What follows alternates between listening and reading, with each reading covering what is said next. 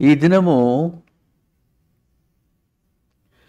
Christmas అని ఆలోచించేస్తున్నాము. దాన్ని అనేక విధాలుగా మనము తలస్తున్నాము, చెప్పుకుంటున్నాము. కానీ ఈ కాలంలో మనమందరము అనుసరించే పద్ధతి ఏంటి?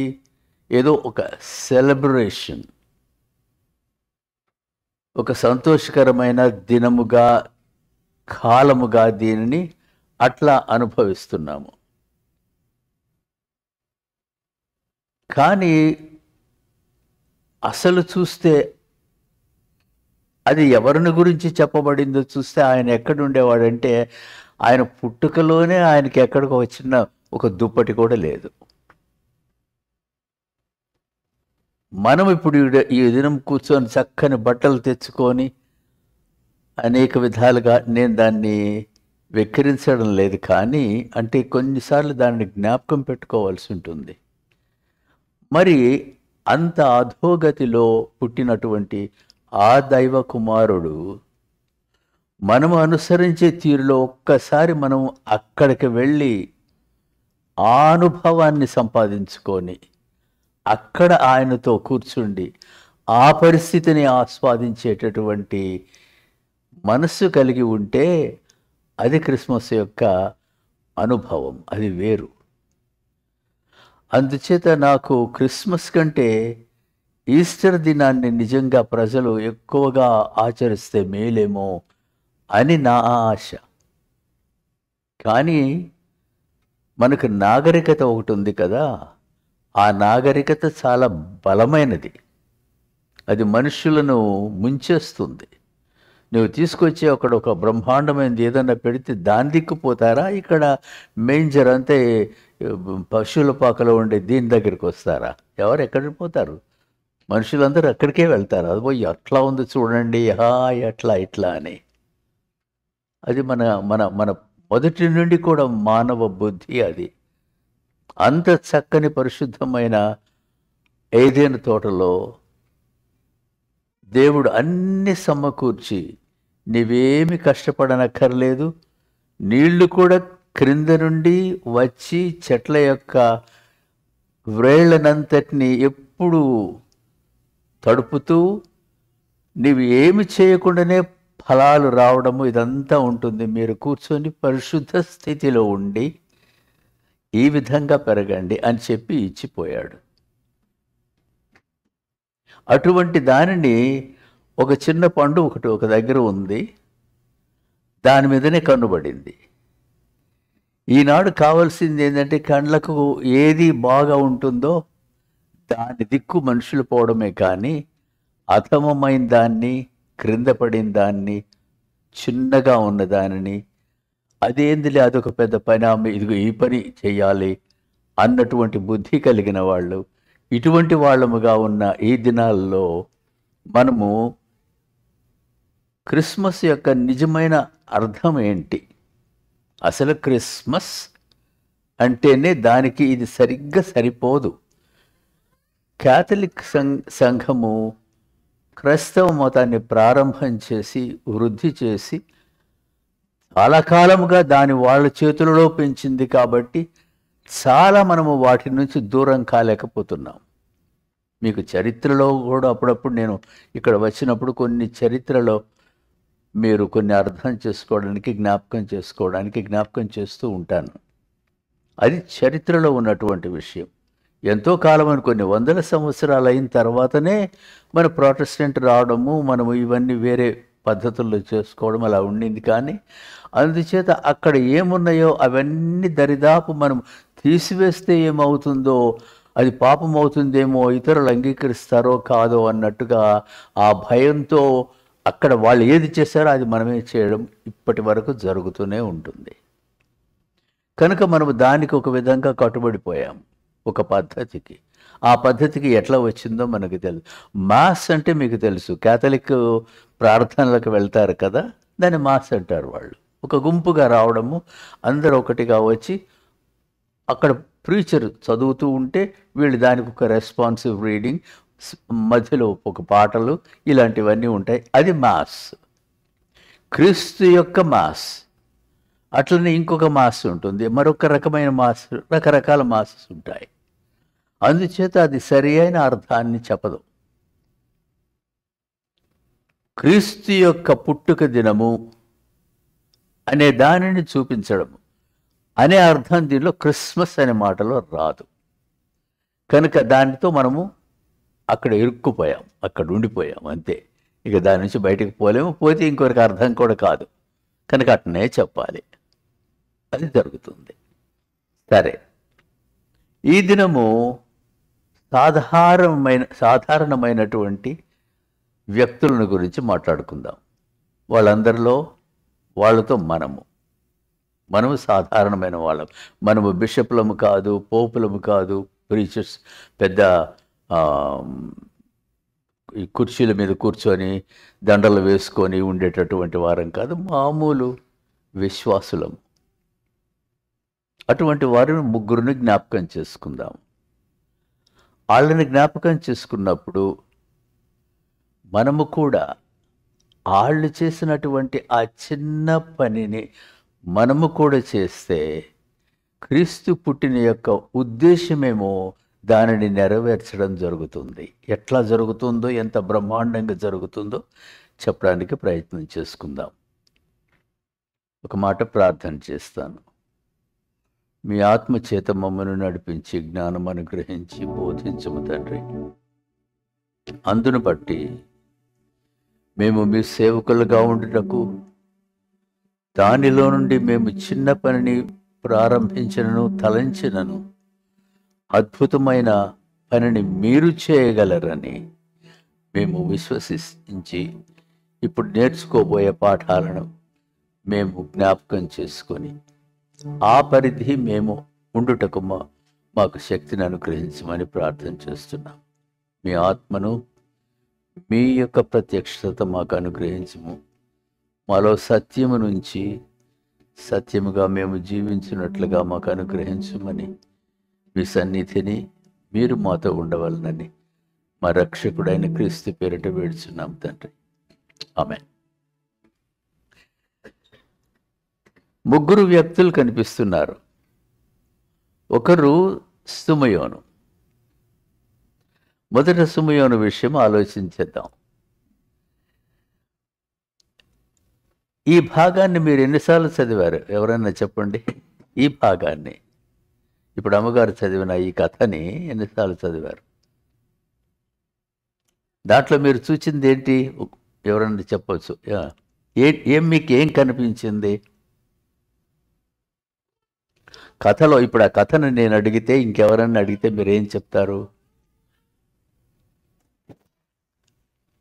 చెప్పొచ్చు, ఏం సమస్య లేదు. తప్పు ఒప్పు లేవు, నేనేమి మార్కులు వేసేది లేదు.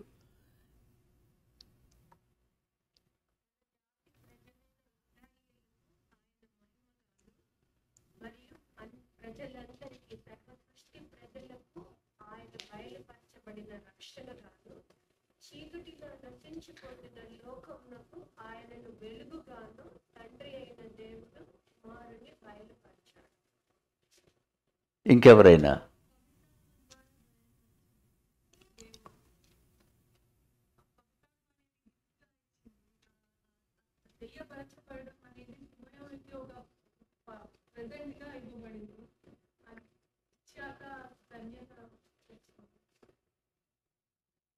ఇంకా ఎవరికైనా ఏదన్నా తలంపు?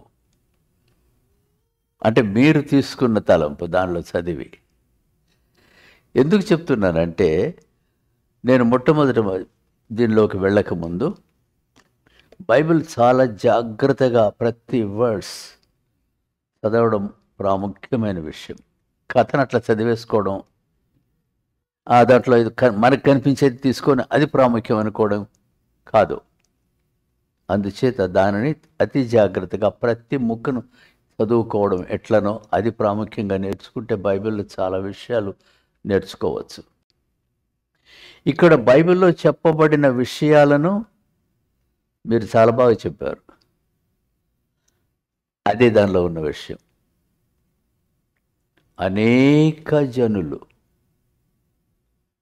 అబ్రహాముతో ప్రారంభమైంది ఆ మాట. 12వ అధ్యాయం నేను ప్రతిసారి జ్ఞాపకం చేస్తూ ఉంటాను. 12వ అధ్యాయము ఆదికాండము 3వ వచనం ఏముంది? నిన్ను నేను ఆశీర్వదిస్తాను ఎందుకంటే అన్నట్టుగా ఆ మాట ముక్క చెప్పలేదు, కానీ ఎందుకంటే అని చెప్పేమంటాడంటే నీ వలన అనేక ప్రజలు.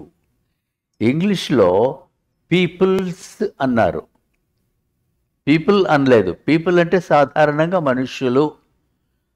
పీపుల్స్ అనగానే ఇక్కడ ఉన్న పీపుల్స్, అక్కడ ఉన్న పీపుల్, అక్కడ ఉన్న పీపుల్, వీళ్ళనందరినీ కలిపి డబుల్ ప్లూరల్ అయింది. అది పీపుల్స్ ఆఫ్ ద వరల్డ్. అది బాగుంది. ఎందుచేతనంటే తెలుగులో మనం అట్లా చెప్పలేము. అందుచేత కొన్నిసార్లు మనం ఆ భాషల్ని రెండింటిని తీసుకోవాల్సి ఉంటుంది. పీపుల్స్ ఆఫ్ ద వరల్డ్ ఇది 4 సార్లు మళ్ళా వచ్చింది. ఎక్కడ దేవుడు నిబంధనను చెప్పినప్పుడల్లా దానిని ఎందుకు ఆ నిబంధన ఇచ్చాడో ఆఖరి వచనంలో చెప్తున్నాడు. దీని వలన ప్రజలందరూ నా ప్రజలుగా రావాలని. అసలు ఇశ్రాయేలును ఏర్పాటు చేసుకున్న ఉద్దేశమే అది. మిమ్ములను చూచి, మీ నీతి ప్రవర్తనను చూచి లోకములో ఉన్న ప్రజలు నా దిక్కు వచ్చున్నట్లుగా నేను మిమ్మల్ని సిద్ధం చేస్తాను, నా వాక్యం చేత మిమ్మల్ని నడిపిస్తాను. అది నా ఉద్దేశము అని ప్రారంభం చేశాడు ఇశ్రాయేలు జనాంగాన్ని. జ్ఞాపకం పెట్టుకోండి. ఎందుచేతనంటే నేను ప్రతి వారం ఇక్కడ ఉండను, కానీ మీరు సాధారణంగా బ్యాక్గ్రౌండ్ అంత వెనక భాగం అంతటిని అర్థం చేసుకోవాలంటే అది మైండ్లో మనసులో పెట్టుకోండి. అందుకు నేను ఏర్పాటు చేసుకున్నానని నిబంధన చేసి, వీళ్ళేం పెద్ద జ్ఞానవంతులని కాదు. అబ్రహాముగా వచ్చినప్పుడు ఆయన భక్తిపరుడే, కానీ ఆయనకి ఇదంతా తెలియదు. దేవుడు తర్వాత నేర్పించాడు అనుభవంలో, జీవితంలో.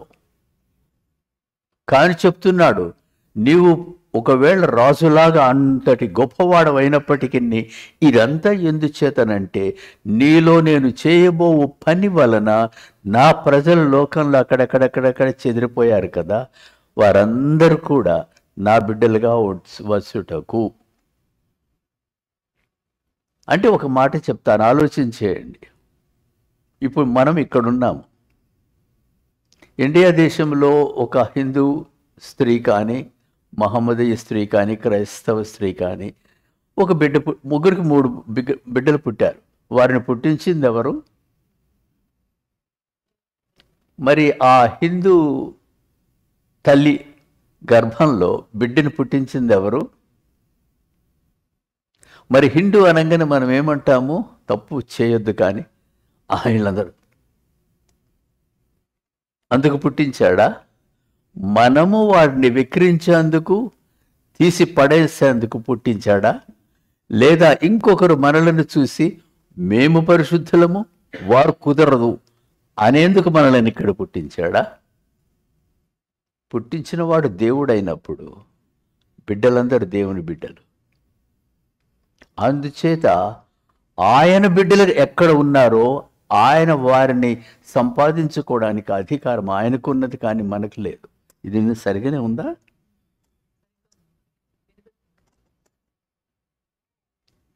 సరే, కనుక ఇక్కడ సియోను ఇసిమోయోను అంటాడు చూడు. ఒక మనుష్యుడు ఉండెను, అతడు నీతిమంతుడు, భక్తిపరుడు, ఇశ్రాయేలు యొక్క ఆదరణ కొరకు కనిపెట్టుకొనుచూ ఉన్నవాడు, సామాన్యుడు. కానీ ఆయనలో ఉన్న 2 గుణగణాలు ఏంటంటే నీతిమంతుడు, సత్యమంతుడు. నేను ఎప్పుడు ఆ మాట జ్ఞాపకం చేస్తూ ఉన్నాను. మనలో సత్య ప్రవర్తన ఉన్నదంటే దేవుడు నీవు తలంచనటువంటి అద్భుత కార్యం చేస్తాడు. నీ ముందు ఏమి కనిపించదు. నేను మరలా చెప్తున్నాను, బైబిల్ అంతట్లో మనము చూసిన విషయాలు అవి. సామాన్యం ఉంది, అది ఏందో చిన్న విషయమే, అది ఎవరికి ఏం పెద్ద పట్టింపు ఉండదు, దాన్ని ఎవరు లెక్క చేయరు కూడా. ఇవి కథలు చదివేటప్పుడు ప్రాముఖ్యమైన విషయాలే తీసుకుంటారు, కానీ చిన్న చిన్న విషయాలను ఎవరు తీసుకోరు. ఈయన ఏం చేస్తున్నాడు? ఎందుకొరకు? ఒక పర్పస్తో, ఒక ఉద్దేశంతో అక్కడ కనిపెట్టుకొని ఉన్నాడు. ఆ ఉద్దేశం జరగాలి. ఎందుచేత? అటువంటి సత్యవంతుడు, నీతివంతుడు అయినందుచేత ఆయనలో ఒక సంకల్పము పుట్టించాడు పరిశుద్ధాత్మ దేవుడు. ఏమి? నీవు ఒక దాని కొరకు ఎదురు చూస్తున్నావు. అది కూడా ఆ జ్ఞానం ఎందుచేతనంటే అక్కడ రాయబడింది, ఆయన మీద ఆత్మ ఉండెను, పరిశుద్ధాత్మ అతని మీద ఉండెను. 25వ వచనంలో ఉంది. పరిశుద్ధాత్మ అతని మీద ఉండెను. ఆయనకు క్రొత్త ఆలోచన పుడుతూ ఉంది. ఒక ఆలోచన పుడుతుంది, అది బైబిల్ అంతట్లో సరిపోయేటటువంటి ఆలోచన. అది ఏంటంటే ఆ పరిశుద్ధాత్మ దేవుడే పుట్టిస్తున్నాడు ఆయనకు. సామాన్యమైన వ్యక్తి సత్యవంతుడైనప్పుడు అది పుట్టించువాడు దేవుడు. అందుచేత తలంపు సంపూర్తిగా నీవు చివరి వరకు తలంచాల్సిన అవసరం లేదు. కానీ తలంచుకొని దాన్ని ప్రయత్నం చేయడం మాత్రము, అది సత్యంగా, ఇదిగో ప్రభు, ఇది నీవు నాకు అనుగ్రహించిన ఈ భాగము, ఇది నేను ప్రయత్నం చేస్తున్నాను. అవతల అది ఎట్లా అవుతుందో నాకు తెలియదు, అది నీది. అది మనము చూడబోయే 3 చిన్న కథల్లో ఈరోజు చూద్దాం. ఎందుచేతనంటే అటువంటివి మనం కూడా ప్రయత్నం చేయాలి అనే ఉద్దేశం. మనము సామాన్యులమే, మనం చేయగలిగే విషయాలే అవి. ఈయనలో ఉన్న 2 గుణాలు, నీతి. నీలో నీతి ఉంటే నువ్వు చేయగలవు. లేకపోతే నీతి లేని వాళ్ళు ఎన్ని పాటలు పాడినా, ఎన్ని ప్రసంగాలు చేసినా, ఎన్ని ఎగురుళ్ళు ఎగిరినా కానీ, ఎన్ని డ్రామాలు వేసినా కానీ ఏమీ జరగదు. ప్రపంచంలో ఒకసారి సంఘ చరిత్రలు చూస్తూ ఉండండి. మహా మనుష్యులు, బోధకులు పడమటి నుంచి ఇక్కడ వరకు నేను గమనిస్తూ ఉంటాను. ఇది నా పని. రామకృష్ణ గారు కూడా అట్లాగే గమనిస్తూ ఉంటారు, చూస్తూ ఉంటారు. నాకు తెలిసినంతవరకు నేను మరి ఎక్కువగా, నాకు కొంచెం సమయం ఉంది కాబట్టి దానిలోకి వెళ్తూ ఉంటాను. మాట్లాడేటప్పుడు నేను వాక్యాధారంగా, అనుభవ ఆధారంగా నేను మాట్లాడాలి కాబట్టి ఆ విషయాలు నేను తెలుసుకొని అప్పుడు మీకు చెప్తున్నాను. రాబర్ట్ షూలర్ అనే ఒక మంచి బోధకుడే, మహాబోధకుడు కాదు ఆయన. కాలిఫోర్నియాలో మీరు క్రిస్టల్ కెథీడ్రల్ అని విన్నారా? ఏమాక ముఖాట్లు పెడతారు, వినలేదా? అయ్యో, క్రిస్టల్ కెథీడ్రల్ అంటే ఆయన ఆ గుడి అంతటినీ అద్దాలతో కట్టేశాడు. అవి అద్దాలు కాదు, నేను వెళ్ళి చూచాను. Highly polished stainless steel, highly polished. ఆయన ఉన్నప్పుడు అది ఒక మోత మోగింది. ఎక్కడెక్కడి నుంచో వచ్చేవాళ్ళు. నేను 2 సార్లు వెళ్ళాను. వాళ్ళ ఎన్నో 2-3 ఇది జరుగుతుంది. చిన్న కథలేదు చెప్తాడు అంతే. ఈ పాజిటివ్ ప్రీచింగ్ ఉంటుంది చూడు, అది ప్రారంభం చేశాడు ఆయన కూడా. అదే చెప్తాడు. సినిమా యాక్టర్లను తెస్తాడు, పెద్ద పెద్ద హాలీవుడ్ యాక్టర్స్ని, వాళ్ళతో మాట్లాడిస్తాడు ఏదో కొన్ని కథలు. అంతే, ఎంతో సింపుల్. కానీ అక్కడికి వెళ్ళాలా, అక్కడ ఆరాధన చేయాలా. అక్కడ ఒక ఇట్లా ఉంటుంది, గోడలకి నిష్ ఉంటున్నాయి. వాటిలో చిన్న చిన్న క్యూబికల్స్, వాటిల్లో అర్న్స్ ఉంటాయి. మీకు అర్న్ తెలుసు కదా, మనుషుల కాల్చిన తర్వాత యాషెస్ పెట్టేసి మూత పెట్టి ఆ చిన్న కంటైనర్ ఉంటుంది, దాన్ని పెట్టుకోవచ్చు. అలాగా నువ్వు ఆ ప్రదేశంలో దానిని సంపాదించుకున్నందుకు $25,000 ఇవ్వాలి. అట్లా చాలామంది ఏం చేసి అంటే అక్కడ అది సమాధి. అందుచేత అక్కడ సమాధి చేయడం, అబ్బా నేను నేరుగా పరలోకానికి ఫస్ట్ సీట్ ఉంటుంది నాకు అక్కడ. అంటే మనుషుల ఉద్దేశాలు చూడండి. మనిషి కాలిపోయి మట్టి అయిపోయిన తర్వాత నువ్వు ఎక్కడ ఉంటే ఏమి, ఏ చేప సముద్రంలో నిన్ను తినేస్తే ఎముకలు కూడా దొరకకుండా ఏంటి, ఆత్మ దేవుందైనప్పుడు. కానీ పిచ్చి మనుషులు అట్లా ఉంటారు. వెళ్ళాను, చూచాను. కానీ నాకెందుకో ఒక మనిషితో ప్రారంభమైనటువంటి సంఘం నిలబడదు. నేను వెంటనే అనుకున్నాను, ఇది ఉండదే చాలా కాలం. బుద్ధి లేని మాట అనుకో. అప్పటికి క్రిస్టల్ కెథీడ్రల్ అంటే అంత లోకమంతా ఇంకేమి. రాబర్ట్ షూలర్ తర్వాత ఆ సంఘం పడిపోయింది. అన్న చెల్లెలకు కొట్లాట, ఇక వాళ్ళ కుటుంబంలో కొట్లాట. ఈయన పెద్దోడైపోయాడు, ఇంకెవరు నడిపించేవాళ్ళు లేరు. కోర్టులోకి పోయింది, కోర్టులు కేసులు వేసుకున్నారు. ఏందో ఆ కథలనిక నేను చెప్పనక్కర్లేదు. ఇటువంటివి నేను చాలా చూచాను. ఓరల్ రాబర్ట్స్ ఏంటంటో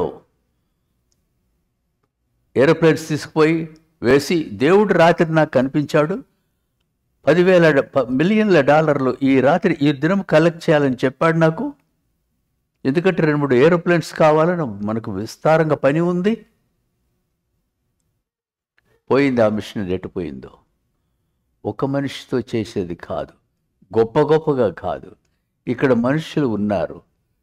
ఈయన ఎంత ప్రవక్త అంటే ఆ యేసుక్రీస్తు యొక్క తండ్రికి తల్లికి కూడా కళ్ళు తిరిగిపోయినాయి ఈయన చెప్పిన మాటలకు.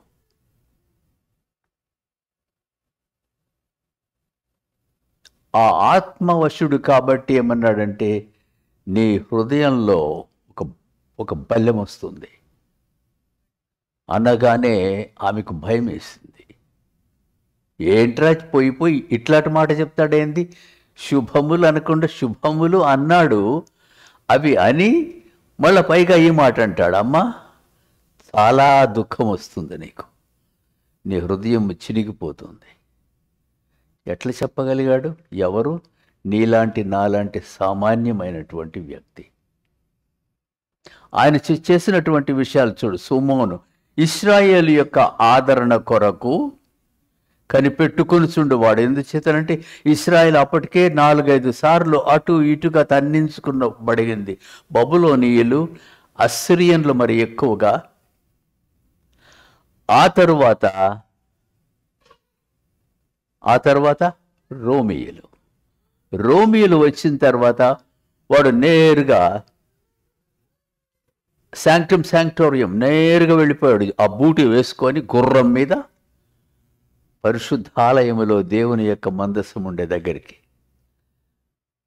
దేవుడు త్రొక్కిస్తానన్నాడే, నిజంగానే త్రొక్కించాడు. తన సొంత పరిశుద్ధ ఆలయము, తన పేరు పెట్టబడినటువంటి ఆలయంలో. మనిషి చేసే ప్రయత్నము మనిషిగా చేస్తే నిలవదు.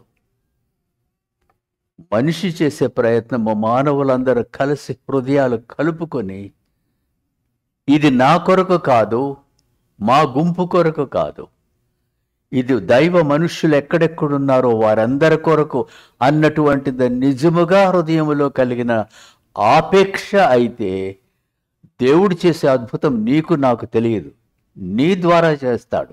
నువ్వు చూడబోతే ఆ మనిషివే. పైగా ఇశ్రాయేలు యొక్క ఆదరణ కొరకు కనిపెట్టువాడు. పరిశుద్ధాత్మ అతని మీద ఉండెను. అతడు ప్రభువు యొక్క క్రీస్తును చూడక మునుపు మరణము పొందడని పరిశుద్ధాత్మ ఆయనకు ముందే చెప్పేశాడు. చూడు, ఆయనకు తెలిసిపోయింది. అరే, ఎప్పుడు వస్తాడో ఎవరికి తెలియదు, కానీ బతుకుతూనే ఉన్నాడు. రోజు ఇప్పుడు నేను బతుకుతున్నాను, వస్తానే ఉన్నాడు మీ దగ్గరికి పిలిచినప్పుడల్లా. అంటే నేను ఆయనకు సమానమని కాదు, కానీ ఊరికే మీకు ఉదాహరణగా చెప్తున్నాను. రోజు కనబడతానే ఉంటాడు, సంవత్సరాలు కనబడతానే ఉంటాడు. ఎందుచేత ఆత్మ చెప్పింది ఆయనకి, నీవు ఆ పరిశుద్ధ బిడ్డను చూచేంత వరకు నీవు చావవు. సామాన్యుడు, ఏ ప్రవక్త వచ్చి ఆయనకు చెప్పలేదు, ఇంకెవరో వచ్చి చెప్పలేదు, లేకపోతే గుడిలోకి వెళ్ళిన తర్వాత, దేవాలయంలోకి వెళ్ళిన తర్వాత అక్కడ యాజకులు ఆయనకు చెప్పలేదు. ఆయనలో ఉన్న సత్యమును బట్టి, నీతిని బట్టి ఆయనకు దేవుడు చెప్పాడు. అది ముఖ్యమైంది. చూడండి, తర్వాత ఆత్మవశుడై అతడు దేవాలయములోనికి వచ్చెను. ఆ దినం ఎందుకో పోవాలనిపించింది, దేవాలయానికి వెళ్ళాడు. అది కూడా ఎవరు చేశారు? ఆత్మదేవుడు చేశాడు. ఇప్పుడు వెళ్ళు. ఆయనకి ఏదో ఒక ప్రకల్పన, లోపల ప్రేరేపణ. వెళ్ళాడు. వెళితే అక్కడ ఒక బిడ్డ ఉంది. ఇదే ఆ బిడ్డను మొదటి నుంచి చివరి వరకు చూశాడు. చివర ఎట్లా ఆ బల్లెముతో పోయే పరిస్థితి వరకు చూచాడు. ఎట్లా? ఎవరు చెప్పారు? సామాన్యుడు, నీలాంటి నాలాంటి వ్యక్తి. నేను మీకు చెప్పేది ఏంటంటే, మీరు చేసే చిన్న పని అయినప్పటికీ మామూలుగా ఏదో చేయాలి కాబట్టి అనుకొని చేయకండి. నిజమైన సత్య హృదయంతో, నేను ఇక్కడ ఉన్నాను, ఎక్కడ ఉన్నాను, ఇదే మాట అక్కడ కూడా చెల్లుతుంది, ఇక్కడ చెల్లుతుంది, రేపు ఇంకొక దగ్గర చెల్లుతుంది. అదే సత్యము. దాంతో చేయండి. నీలో అనుకోకుండా దేవుడు నీలో తనను ఇతరులకు చూపిస్తాడు. అప్పుడు నిన్ను చూస్తూ ఉంటే, అమ్మా నిన్ను చూస్తుంటే నేను దేవుడికి దండం పెట్టాలనిపిస్తుందమ్మా అన్నటువంటి ప్రేరేపణ ఆ మనిషికి కలుగుతోంది. అది ఎట్లొస్తుందో నీ వలన కాదు. ఎందుకు తల్లి అట్టంటావు అని మనమే బెంగపోతాం. కానీ అది సత్యం. సామాన్యమైన వ్యక్తి, భక్తిపరుడు. సరే, దేవాలయంలోనికి వచ్చను. అంతటా ధర్మ పద్ధతిని బట్టి ఆయన విషయమైన జరిగించుటకు తల్లిదండ్రులు శిశువైన యేసును దేవాలయంలోనికి తెచ్చి తీసుకుని వచ్చి ఆ దినము ఆయనను శుద్ధి చేసి ఏర్పాటు చేశారు. అందుకొరకు వచ్చారు అక్కడికి. క్రీస్తు యూదుడని కాదు, లేకపోతే ఇంకొక మతస్థుడని కాదు. ఒక ఆచారము ఉన్నది, పరిశుద్ధ ఆచారము, దేవుడు నిర్ణయించిన ఆచారము. అది మోషే పెట్టిన ఆచారం కాదు. దేవుని అనుమతి ద్వారా దేవుడు మోషే వాళ్ళకు అనుగ్రహించింది. దేవుడు చెప్పగా విని, ఇదిగో ఇది ఈ పద్ధతిలో ఉండవలను, నీవు దానిని ఏర్పాటు చేయి అనగా వచ్చి ఈయన ఏర్పాటు చేసినటువంటి పద్ధతి. మోషే పద్ధతి కాదు. ఎప్పుడైనా జ్ఞాపకం చేసుకోండి, ఇది అది అన్నప్పుడు మోషే చేసింది కాదు.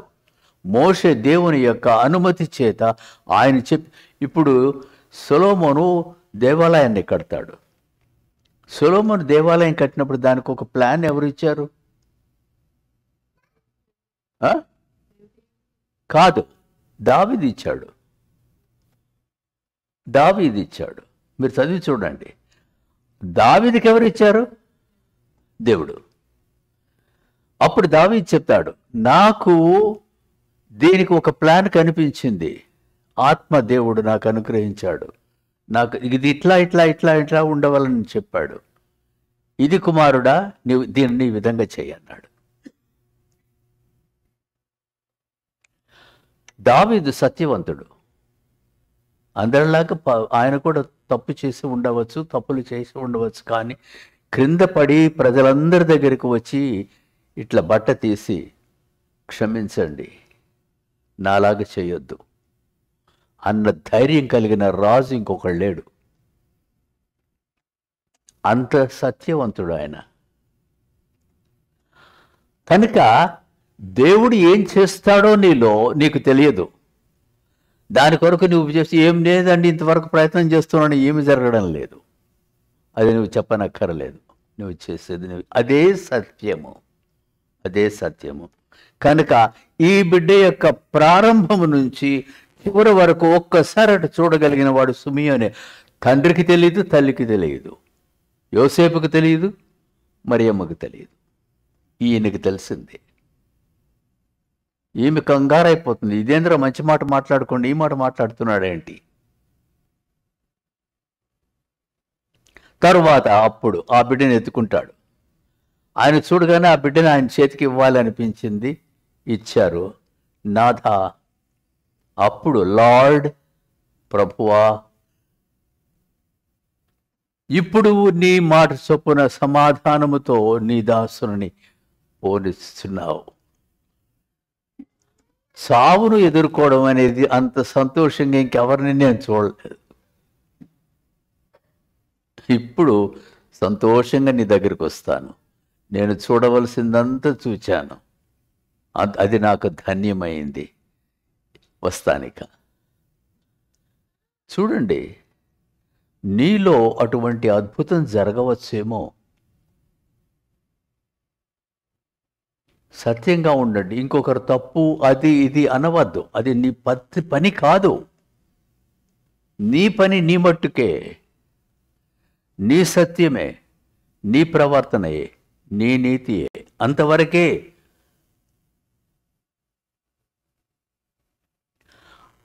అది అయిన తర్వాత అప్పుడు నాథా, ఇప్పుడు నీ మాట చొప్పున సమాధానముతో నీ దాసుని పోనిచుచున్నావు అని మొట్టమొదటి విషయం చెప్తాడు. ఏంటి? అన్యజనులు. నేను ఎన్నోసార్లు మాట చెప్తూ ఉన్నా, నీవు బ్రతికింది నీ కొరకు కాదు, అన్ని జనులు నీ భక్తిని బట్టి కానీ, నీ సత్య ప్రవర్తనను బట్టి కానీ, నీతిని బట్టి కానీ ఏదైనా జరగవలనంటే ఇతరులు నిన్ను చూచి ప్రభువు దగ్గరికి వచ్చుటయే. అది జరగకపోతే నీలో ఏదో అభ్యంతర కారణము ఉన్నది అని అర్థం. ఆ అభ్యంతర కారణం ఏదో మనం బట్టలు వేసుకోవడము అట్లా చేయడము అది కాదు. నీ సత్యవర్తనలో ఏదో అభ్యంతరం ఉన్నది అంటే అర్థం ఏంటంటే సంపూర్ణ సత్యమును అనుసరించుట అవసరము అని అర్థం. అది జరిగినప్పుడు నీతి జరుగుతుంది. నీతి జరిగినప్పుడు ఆత్మ నీ మీద వశము తీసుకుంటాడు. అది ఇక మీదట ఆయన పని చేయించుకుంటాడు. ఎందుకు ఈ మాటలు ఈ బాధతో నేను అప్పుడప్పుడు వచ్చి చెప్తూ ఉన్నానంటే, నేను రామకృష్ణ గారు తర్వాత నిరోష్ షా మేము మాట్లాడుకునేటప్పుడు ముఖ్యంగా వీళ్ళతో అక్కడిక్కడ కొన్నిసార్లు మీ దగ్గర నేను కొంతమంది దగ్గర ఉంటూ ఉన్నప్పుడు మనమందరం పంచుకునే విషయం ఏంటంటే సంఘం ఇట్లా ఎందుకు అయిపోతుందని. ఈ దేశంలో సంఘం పోతూనే ఉంది. నేనేమీ అబద్ధం చెప్పడం లేదు. అది నాకు అదొక స్ఫూర్తితో ఆ భావన వస్తోంది. చూస్తుంటే దృశ్యంగా కూడా మనకు అది కనిపిస్తూ ఉంది. పోతూ ఉన్నాయి. మెంబర్షిప్ పోతుంది. చక్కని ఒకానొకప్పుడు డెట్రాయిట్లో బ్రహ్మాండమైనటువంటి అందమైనటువంటి చర్చ్ బిల్డింగ్స్ ఉండేవి. ఇప్పుడు వాటిని వరుసబెట్టి ఒక్కొక్కటి క్యాథలిక్స్ మెయింటైన్ చేయలేక అమ్మేస్తున్నారు. దేవుని వెలుగు వెలిగినటువంటి ఆ గృహంలో ఈనాడు గబ్బళాయలు ఉన్నాయి.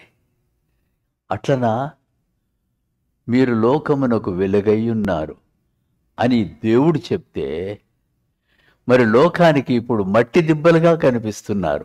ఎంత అసహ్యంగా ఉంది కదా. అటువంటి స్థితి వచ్చినప్పుడు, చూస్తూ ఉన్నప్పుడు, నీ కండ్ల ముందే నువ్వు చూస్తూ ఉన్నప్పుడు బాధ అనిపించదా? అందుచేత మేమేం చేయగలమని మనం అనుకోవచ్చు. కానీ ఇప్పుడు నేను వచ్చి ఇక్కడ కూర్చొని ఇక్కడ కానీ ఎక్కడైనా నాకు సాధారణంగా నాకు ఇక్కడే తరుణం వస్తుంది ఈ మాటలు మాట్లాడడానికి, చెప్పడానికి. వచ్చినప్పుడు బాధనే మనం పంచుకుంటున్నాము, సంతోషాన్ని పంచుకోలేకపోతున్నాము. ఏదో మనం పాటలు పాడుకున్నంత వరకు సంతోషం బాగానే ఉంటుంది. కానీ ఒక్కసారి నీ దృష్టి అన్యజనులు, సంఘములు మీదకు మనసు పెట్టగానే ముఖం అంతా వాడిపోతుంది కదా. అలాంటి స్థితి వస్తుంది. కాబట్టి ఈయన అంటాడు, వెంటనే చూడు, ఇందాక నువ్వు చక్కగా చెప్పావమ్మా, అన్యజనులు నిన్ను బలపరచుటకు వెలుగుగాను, నీ ప్రజలు ఇశ్రాయేలుకు మహిమగాను, నీవు సమస్త ప్రజలకు మళ్ళా తిరిగి ఆ మాట మాట్లాడతాడు. చూడు, అబ్రహాముకు దేవుడు చెప్పినటువంటి మాటను మళ్ళీ ఈయన రిపీట్ చేస్తూ ఉన్నాడు. అసలు మేము ఉన్నదే సమస్త ప్రజల కొరకు సిద్ధపరిచి నీ రక్షణ నేను కనులారా చూచితిని. ఇప్పుడు సమస్త ప్రజలను తాకున్నటువంటి వాడు అన్నప్పుడు క్రీస్తు గురించి నీవు ఇప్పుడు ఆయన వచ్చాడు లోకములో ప్రభు అయినప్పుడు, దైవ కుమారునిగా ఈ లోకములో వచ్చినప్పుడు ఆయన ఎవరి కొరకు వచ్చాడు? మీరు ఎప్పుడైనా ఇది జాగ్రత్తగా మనసులో పెట్టుకోవాలి. కొండ మీద ప్రసంగంలో చేసినటువంటి ప్రసంగం కాదు అక్కడ ఉన్న ముఖ్యమైన విషయం. ఎవరితో మాట్లాడేది అనేది ముఖ్యము. ఆ కొండ మీద ప్రసంగము కొండ మీద కాకపోయినా కానీ కొండ పరిసరాలలో ఆయన చేసింది ఎవరికంటే అక్కడ ఉన్న వారందరూ నిన్న జ్ఞాపకం కూడా చేశాను నేను 9వ అధ్యాయంలో యెషయా గ్రంథంలో, గ్యాలలీ ఆఫ్ ద జెంటైల్స్ లో ఉన్న వారందరూ, గ్యాలిలీ ఉన్న ప్రాంతంలో ఉన్న వారందరూ జెంటైల్స్ అంటే యూదులు కాని ఇతర మతస్థులు. అదేంటి, ఇశ్రాయేల్ దేశం ఇంత ఉంటే ఇక్కడ ఉంటుంది గ్యాలలీ ఆఫ్ ది జెంటైల్స్, ఆ గలిలయ సముద్రం దగ్గర. ఆ చుట్టూ ఉన్న వాళ్ళందరూ బయట వాళ్ళ దగ్గర క్రీస్తు పరిచర్య చేశాడు. ఇప్పుడు 3 సార్లు చెప్పాను నేను ఇక్కడనే ఈ మన సంఘంలోనే. ఒకసారి పటం కూడా వేసి చూపించాను.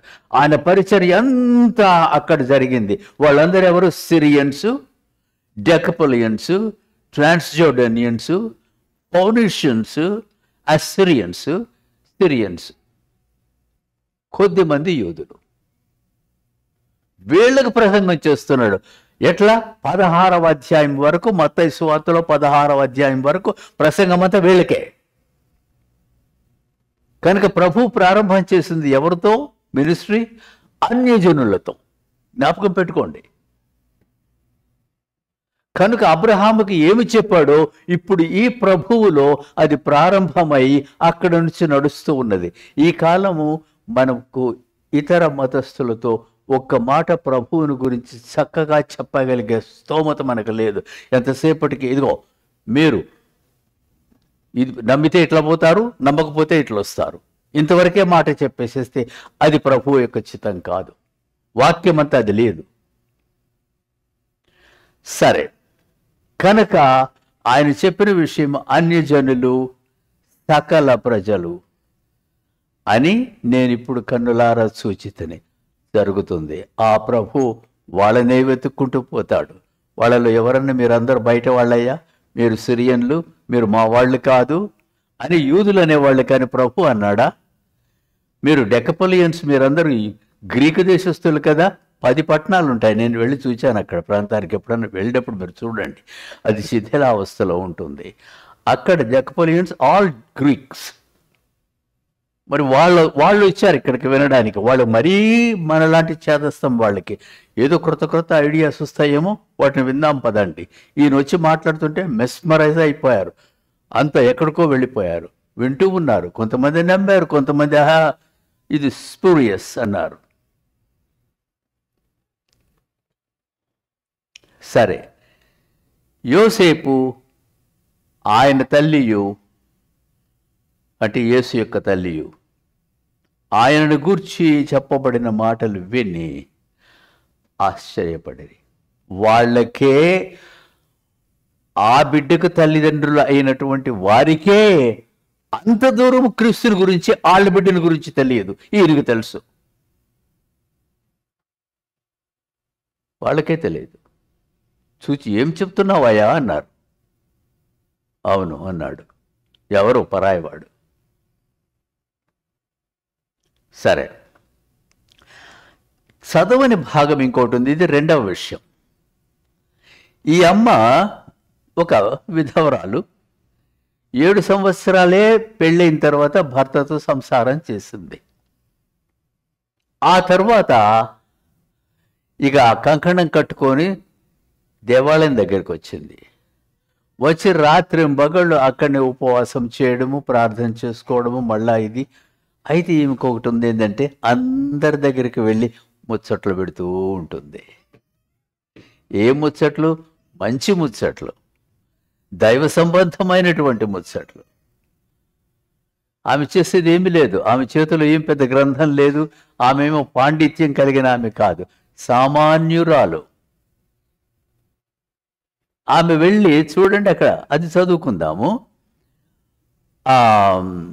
మరియు 36వ వచనము, ఆషేరు గోత్రికురాలు అన్న అను ఒక ప్రవక్తి ఉండెను.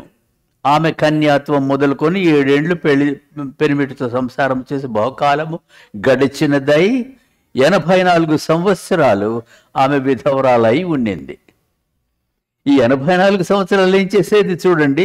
దేవాలయమును విడువక ఉపవాస ప్రార్థనలతో రాత్రింపగళ్ళు సేవ చేయుచు ఆమె కూడి ఆ గడియలోనే లోపలికి వచ్చి, ఆమె కూడా అదే సమయానికి వచ్చింది, దేవుని కొనియాడి యెరూషలేములో విమోచన కొరకు కనిపెట్టుతున్న వారందరితో ఆయనను గూర్చి మాట్లాడుచూ ఉండెను. ఆమె కథ అలవాటు. చూడండి, ఏం పెద్ద పని చేయడంలా, చిన్న విషయం ఆమెకు ముచ్చట్లు పెట్టడం. మంచి ముచ్చట్లు, దైవ ముచ్చట్లు. సత్యవంతురాలు కాబట్టి ఆమె మాటలు వినగలిగినటువంటి అర్హతతో ఆమె మాటలు చెప్తూ ఉంది. ఇతరులు వింటూ ఉన్నారు. ఎందుకు చెప్తున్నాము మనం అది? ఈ దినము మనము బిదవారము, ఏదో చిన్నవారము, కొంత తెలిసిన వాడు అయినప్పటికీ సత్యవంతమైనటువంటి మాట నీలో ఉండి ప్రభువు కొరకు నువ్వు దానిని వాడితే దేవుడు నువ్వు ఎక్కడ ఉన్నను నీ సంఘాన్ని అనేక జనులను దేవుని దగ్గరకు తెప్పించుకుంటాడు.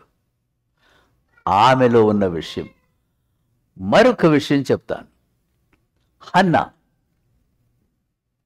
హన్నా అనేది ఒక సామాన్యురాలు. ఆమెకు అక్కడ చదువుతున్నాడు, బైబిల్లో ఉంటుంది, ఆయనకు ఎల్కానాకు 2 భార్యలు ఉండేరి. పెళ్ళి ఊరు చూసుకోబోకండి, 2 భార్యలు, ఒకటి చాలే, 2 భార్యలు ఉండేరి. వాళ్ళలో ఈమెకు బిడ్డలు లేరు. వచ్చింది చివరకు ఎంత మూర్ఖంగా, అంటే ఎట్లా పట్టుదలంటే ఆయన ఏలి అనుకున్నాడు, ఈమెకు తాగి ఇట్లా చేస్తుంది అనుకున్నాడు, అంతటి చేదస్తంతో చేస్తుంది. అప్పుడు ఆయన అన్నాడు, ఏమ్మా ఎట్లా ఉన్నావంటే, అప్పుడు చెప్పుకుంది తన బాధ. అలాగైతే నీకు వచ్చే సంవత్సరానికి ఓ బిడ్డ పుడతాడంటే పుట్టాడు. ఎవరు ఆ పిల్లవాడు? సమూయేలు, చిన్నవాడు. ఈ సమూయేలు ప్రీస్ట్ కుటుంబానికి సంబంధించిన వాడు కాదు,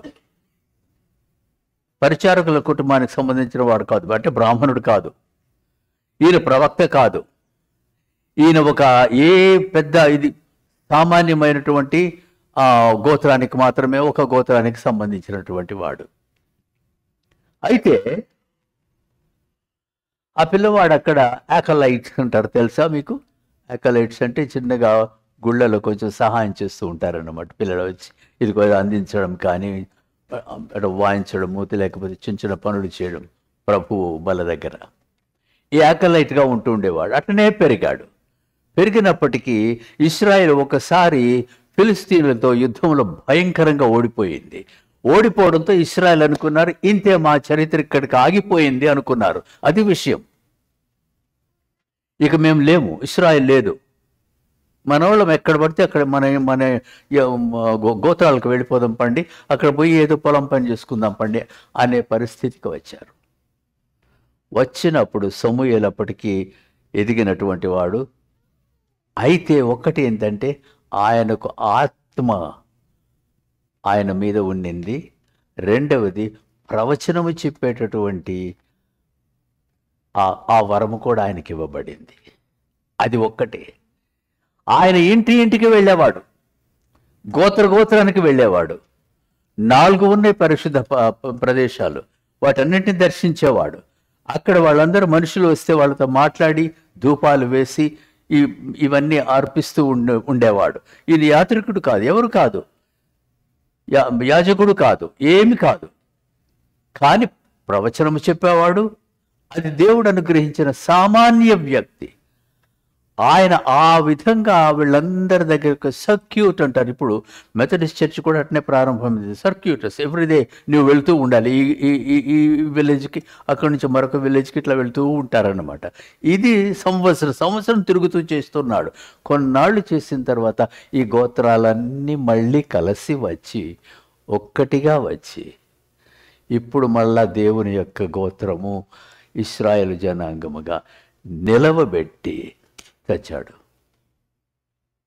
సామాన్యుడు ఏమి చేస్తాడో దేనికి సంబంధించిన వాడు. నువ్వు ప్రీస్ట్ కాదు, నువ్వు ఏమి కాదు, అయినప్పటికీ సామాన్యుడు. ఆయన అనేక మనుషులను, దేవుని యొక్క ఆయుధము, దేవుని యొక్క బిడ్డలైనటువంటి ఇశ్రాయేలు జనాంగాన్ని మళ్ళా ఒక జనాంగముగా ఇట్లా నిలవబెట్టగలిగినటువంటి వాడు. మోషే తర్వాత, దావీదు మహారాజు తర్వాత ఆ సంఖ్యలో చెప్పబడినటువంటి వాడు సమూయేలు. సామాన్యుడు. 3 వ్యక్తులు సామాన్యులు.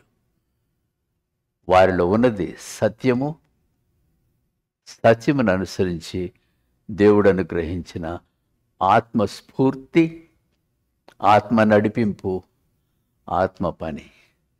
చివరకు నా మనవి ఏంటంటే, మనమందరము ఎవరు పాండిత్యం సంపాదించుకోనక్కర్లేదు. సత్యవర్తనులై నీవు ప్రభువుకు చేయదలచినది ఏదో అది సత్యముగా నీవు చేస్తే, నేను ఈ మాట మరలా చెప్తున్నాను, సత్యమనే ఇది నేను దీని కొరకు చేస్తున్నాను, నా స్వార్థం కొరకు కాదు. ప్రభువా, దీని వలన అనేకులు నా సహోదరులు నువ్వు ఎక్కడెక్కడ ఏ తల్లి గర్భంలో ఏ బిడ్డను పెట్టినావో ఆ బిడ్డ అందరూ కలిసి వస్తున్నటువంటి ఆ భాగ్యము నువ్వు తీసుకో, నన్ను వాడుకో. ఆ సత్యముతో నువ్వు చివరి వరకు నిలవబడగలిగితే నీలో ఏం జరగబోతుందో, నువ్వు ఏ రాజ్యాన్ని కడతావో, మళ్ళా చర్చిని మళ్ళా నిలవబెడతావేమో. ఏమో, ఎందుకు కాకూడదు? చిన్న విషయమే. మనం బైబిల్లో మహాకథలు చూసి దేవుడి మీద నెట్టేసి, చూసావా మా దేవుడు ఎంత గొప్పవాడు, ఈ పని చేసేసాడు చూడండి, సముద్రాన్ని ఆపేశాడు, అవి అవసరం లేదు. చూడు, నేను లెక్కలేని వాడిని అయినప్పటికీ దేవుడు నన్ను వాడుకున్నాడు. అది ఎంత గొప్పది. ప్రార్థన చేద్దాం. సిద్ధపరచు తండ్రి. కొన్నిసార్లు మాకు నీవు మమ్మల్ని ఎట్లా వాడుకుంటావో మాకే అర్థం కాక మా అర్థం చెప్పుకుంటా మమ్మల్ని గురించి మేము కొన్నిసార్లు తక్కువ చేసుకుంటాము, మేము పనికిరాము అనుకుంటాము. కానీ ఇక్కడ ఉన్నటువంటి నీ బిడ్డల కొరకు మేమందరము కలిసి ఒకరము చేసుకునే ప్రార్థన ఇది తండ్రి. నువ్వు పంపించిన నీ కుమారుడు లోకం కొరకు వచ్చాడు. ఆయన ప్రారంభం చేయడమే లోకములో ఉన్న మనుషులతో ప్రారంభం చేశాడు. అది మేము తెలుసుకొని పడిపోతూ ఉన్నటువంటి మా సంఘాలను, మేము బీదవాళ్ళము, చిన్నవాళ్ళమైనప్పటికీ మేము చేసే చిన్న పని సత్యవర్తనుడు అయినటువంటి మనిషి చేయగలిగిన పనిలాగానే ఉండునట్లుగా సత్యముతో దానిని నడిపించుము తండ్రి, నీతితో నడిపించుము. దానితో నీ సంఘమును కట్టుము. సంఘముల కొరకు మాకున్నటువంటి ఈ భారము దినదినము మేము చూస్తూ ఉంటే అవి పడిపోతూ ఉంటే, లోకమునకు వెలుగై ఉన్నటువంటి వారము అని మీరు చెప్తే ఆ మాటను మేము అసత్యం చేయడం న్యాయం కాదు కదా. ఆ బాధతో మమ్మను మేము సిద్ధం చేసుకొని, ఎంత చిన్నవారము, ఎంత చిన్న పని అయినా మేము మీ సన్నిధిలో పెట్టినప్పుడు దానిని మీరు అంగీకరించమని, ఆశీర్వదించమని, మీ కొరకు వాడుకునమని అనేక జనులు, సమస్త జనులకు మీ బిడ్డలుగా వచ్చి మీ కుటుంబముగా ఉండి చివరకు అందరూ పరలోక రాజ్యములో చేరినటువంటి ధన్యత వారికి, మాకు అందరికీ అనుగ్రహించమని, ఆ సంతోషమును మీరు అనుభవించుతూ ఉండగా మేమును కూడా అనుభవించినట్లుగా ఆ ధన్యత మాకు అనుగ్రహించమని ఈ ఆరాధన సమయము కొరకు, మీ ఆత్మ కొరకు వందనములు చెల్లిస్తూ మా ప్రభు అయిన క్రీస్తు పేరిట వేడుచున్నాము తండ్రి. ఆమెన్.